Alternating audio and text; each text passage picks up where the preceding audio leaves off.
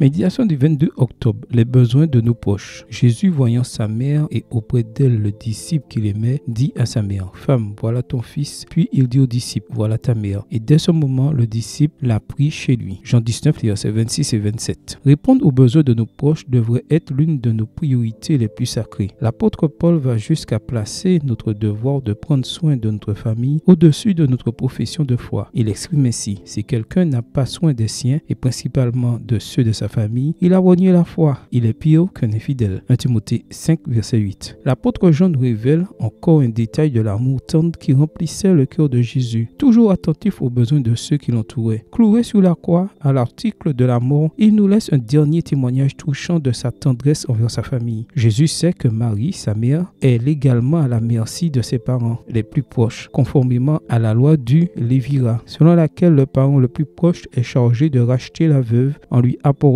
le soutien dont elle a besoin. 8.2 verset 20, 8.3 verset 12. Mais Jésus sait aussi que son milieu familial n'a pas encore été touché par la lumière de l'évangile. Il veut la meilleure maison possible pour sa mère bien-aimée. C'est pourquoi il décide, en s'appuyant sur la force juridique des dernières volontés de mourant devant témoin, de confier la garde de Marie à la personne qui lui offrira sans aucun doute le meilleur abri possible, supérieur à celui de sa propre famille, son disciple Jean, qui était présent et avec qui il s'était sans doute déjà entretenu à ce sujet. Quel bel exemple pour nous, offrir à nos aînés les meilleurs soins possibles lorsque nous ne sommes plus en mesure de nous occuper d'eux pour quelque raison que ce soit, pour qu'ils se sentent pris en charge comme ils auraient été par leur famille. Je connais des cas magnifiques de personnes âgées prises en charge par des soignants qui répondaient si bien à leurs besoins que dans leur fort intérieur, elles souhaitaient que ces personnes soient vraiment leur famille. Elles savaient que ce n'était pas le cas, mais elles se sentaient si bien qu'elles les ont adoptés, comme s'il s'agissait de leurs vrais parents. Je suis sûr que quelque chose de semblable a dû se produire entre Marie et Jean, le disciple bien-aimé, sans doute aussi pour son bien. Mais quelle tristesse de voir que beaucoup doivent souffrir de ne pas pouvoir recevoir l'attention dont ils ont besoin de la part des leurs. Seigneur, inspire-moi pour que je sache répondre comme toi aux besoins des miens. Amen.